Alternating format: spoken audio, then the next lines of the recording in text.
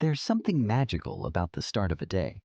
But for a barista, the magic truly happens inside a cup. Welcome back, everyone. Today, we're diving into the mesmerizing world of latte art. If you've ever wondered how a simple pour of milk turns into a masterpiece, you're in the right place. Sit back, relax, and let's get brewing.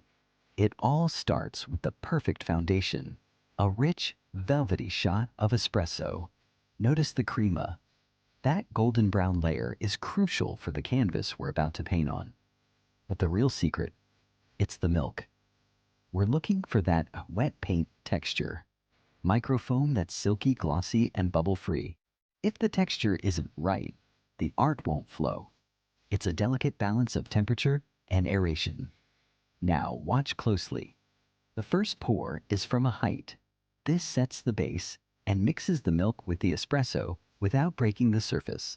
Then we bring the pitcher down low, right to the surface of the coffee. This is where the magic begins. With a gentle wiggle of the wrist and a steady hand, the white foam starts to bloom against the dark espresso.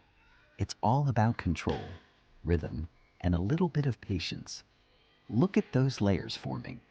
Whether it's a classic heart, a delicate rosetta, or a complex swan, every movement is intentional. There's a strange kind of peace in watching patterns emerge. It's a fleeting piece of art, destined to be enjoyed and then gone in a few sips. But that's what makes it special. It's a moment of perfection in a busy world. And there you have it, the perfect pour.